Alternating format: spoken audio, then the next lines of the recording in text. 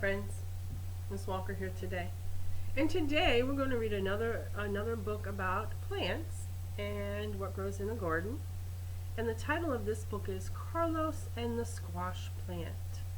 And it is written by Jan Romero Stevens and it's illustrated by Jean Arnold. And you can see all of these beautiful vegetables that he has in his basket here. He has some tomatoes, he has some corn, looks like he has some zucchini and a yellow squash. So let's see what happens with Carlos and the squash plant.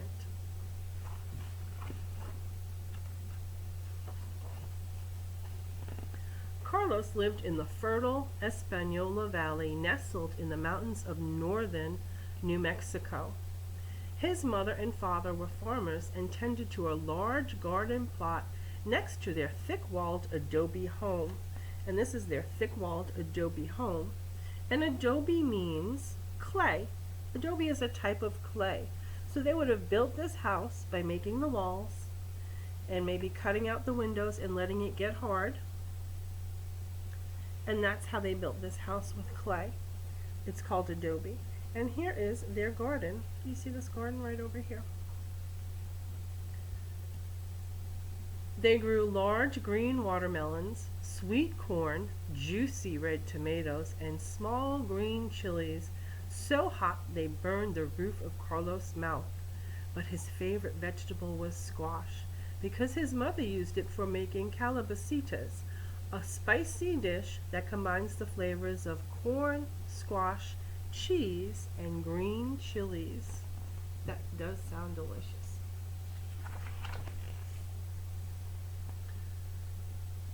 Carlos spent most of his days helping in the garden right alongside his brother and father. Together they planted the seeds, weeded between the long, even rows, and gathered the vegetables when they were ripe. Carlos worked so hard that the rich brown earth ended up everywhere, under his fingernails, between his toes, and inside his ears. But he hated taking baths, and he especially hated washing his ears. Do you hate taking baths? Do you hate washing your ears? Me too sometimes. His mother would warn him, "If you don't wash your ears, a squash plant will grow in there."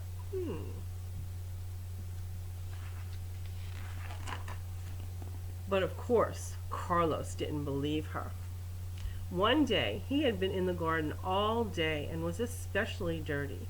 When he came in the house, his mother told him he had to have a bath before dinner. "Oh, Mama, do I have to?" asked Carlos. But his mother just pointed toward the bathroom door. Carlos went into the bathroom and shut the door, but instead of taking a bath, he just wiped off his face with a washcloth. Then he put on his pajamas, went to the kitchen, and sat down at the dinner table with his brother, mother, and father. "Did you take your bath?" his mother asked, looking at Carlos with a raised eyebrow. "Si, Mama, I did," he said. Papa only shook his head. After dinner, Carlos went straight to bed. When the bright summer sun shone in his bedroom window in the morning, he woke up quickly. He had an itchy sort of feeling in his ear. And when he started to scratch it, he felt something strange. Carlos ran to the mirror. A tiny light green stem with two pear-shaped leaves was growing in his right ear. Just as he was wondering what to do, his mother called him for breakfast. He could smell the aroma of chorizo and eggs frying. Chorizo is spicy hot sausage. Sausage and eggs for breakfast. That sounds delicious. "Just a minute, Mama," said Carlos, and he ran to his closet, where he found a wide-brimmed hat. He pulled it down over both ears and walked into the kitchen. "Good morning, son," said his mother.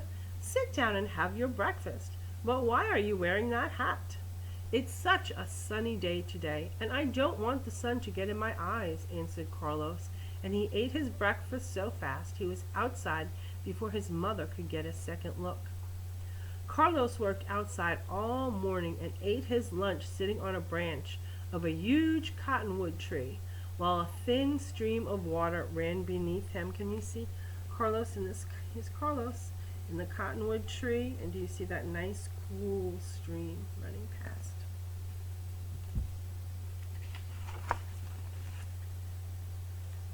At nightfall, he came inside, and when his mother saw him, she told him to take a bath before dinner.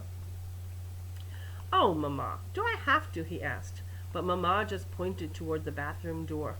Carlos went into the bathroom, but again, instead of taking a bath, he only wiped his face off with a wet washcloth, then he sat down at the table. "Carlos, did you take your bath?" asked his mother as she served dinner. "Si, Mama, I did," said Carlos, and he quickly ate his dinner and then went upstairs to bed. He was so tired that he fell asleep immediately.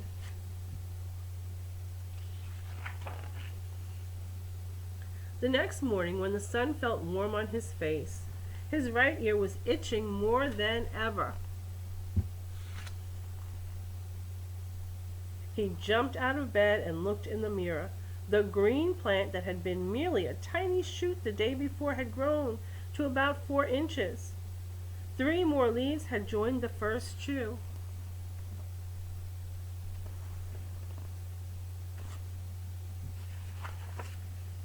"Ay, caramba," thought Carlos, but just then he heard his mother calling him, and he smelt the aroma of fresh, warm cornmeal cakes cooking on the stove. Yummy cornmeal cakes.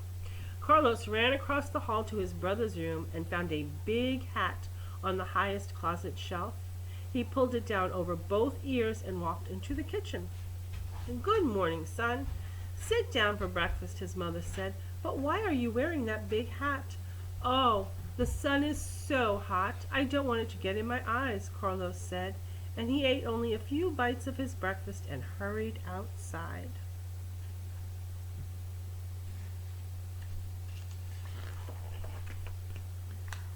That evening, Carlos came in from the garden, dirtier than ever, and once again his mother told him to take a bath before dinner. But Carlos only wiped off his face and returned to the kitchen, the big hat still on his head. "Carlos, did you take your bath?" asked his mother. "Si, Mama," answered Carlos, pulling the large hat farther down over his ears. After dinner, he went straight to bed. What do you think is going to happen the next morning? Carlos woke up late the next morning, and his head felt heavy on one side. He didn't need to look in the mirror to know what had happened. A long green vine with yellow blossoms hung down the side of his pillow and trailed onto the floor. Carlos tried pulling it out. He tried breaking it off. He tried stomping on it with his foot, but nothing would rid him of the squash plant, which was now several feet long. "Ay, caramba," he thought to himself, and just then he heard his mother calling him for breakfast. He ran into his parents' bedroom, where he found an even larger hat in his father's closet. Coiling the squash vine on top of his head, he made it go around and around. He pulled the hat down over both ears, then walked into the kitchen. "Good morning, son. Have some warm tortillas and honey," said his mother. "But why are you wearing Papa's hat?" "It's very sunny and bright outside. I want to keep the sun out of my eyes," Carlos said. "But the sun isn't shining today. It is windy and cloudy," said his mother. Carlos didn't answer, but rolled up a tortilla and took it outside with him to eat.